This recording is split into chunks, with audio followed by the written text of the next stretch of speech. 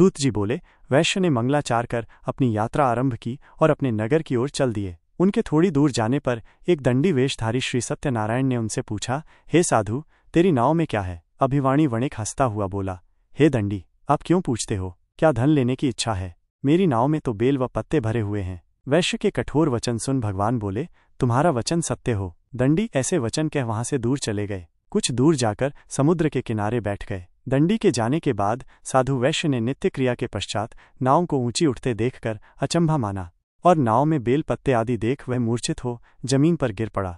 मूर्छा खुलने पर वह अत्यंत शोक में डूब गया। तब उसका दामाद बोला कि आप शोक न मनाएं, ये दंडी का शाप है, इसलिए हमें उनकी शरण में जाना चाहिए, तभी हमारी मनोकामना पूरी होगी। दामाद की बात सुनकर वो दंडी के पास पहुंचा और अत्यंत भक्तिभाव से नमस्कार करके बोला, मैंने आपसे जो जो असत्य वचन कहे थे उनके लिए मुझे क्षमा दें। ऐसा कहकर महान शोकातुर हो रोने लगा।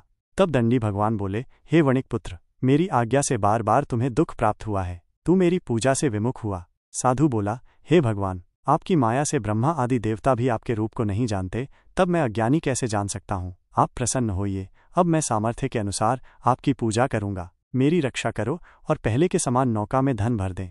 साधु वैश्य के भक्तिपूर्वक वचन सुनकर भगवान प्रसन्न हो गए और उसकी इच्छानुसार वरदान देकर अंतर्धान हो गए। ससुर जमाई जब नाव पर आए तो नाव धन से भरी हुई थी। फिर वहीं अपने अन्य साथियों के साथ सत्यनारायण भगवान का पूजन कर अपने नगर को चल दिए। जब नगर के नजदीक पहुंचे तो दूत को घर पर खबर करने के लिए भेज दिया। दूत साधु की पत्नी को प्रणाम कर कहता है कि मालिक अपने दामाद सहित नगर के निकट आ गए हैं। दूत की बात सुन साधु की पत्नी लीलावती ने बड़े हर्ष के साथ सत्यनारायण भगवान का पूजन कर अपनी पुत्री कलावती से कहा कि मैं अपने पति के दर्शन को जाती हूँ, तू कार्य पूर्ण कर शीघ्र आ जा। माता के ऐसे वचन सुन कलावती जल्दी में प्रसाद छोड़ अपने पति के पास चली गई। प्रसाद की अवज्ञा के कारण श्री सत्यनारायण भगवान रुष्ट हो गए और नाव सहित उसके पति को पानी में डुबो दिया। कलावती अपने पति को वहां न पाकर रोती हुई जमीन पर गिर गई। नौका को डूबा हुआ देख व कन्या को रोता देख साधु दुखी होकर बोला कि हे प्रभु, मुझसे तथा मेरे परिवार से जो भूल हुई है उसे क्षमा करें।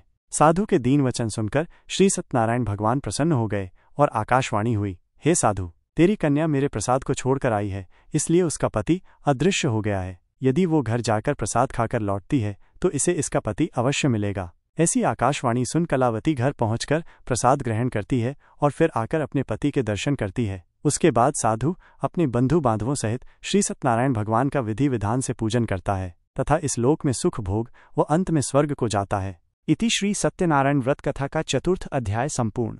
श्री सत्यनारायण भगवान की जय।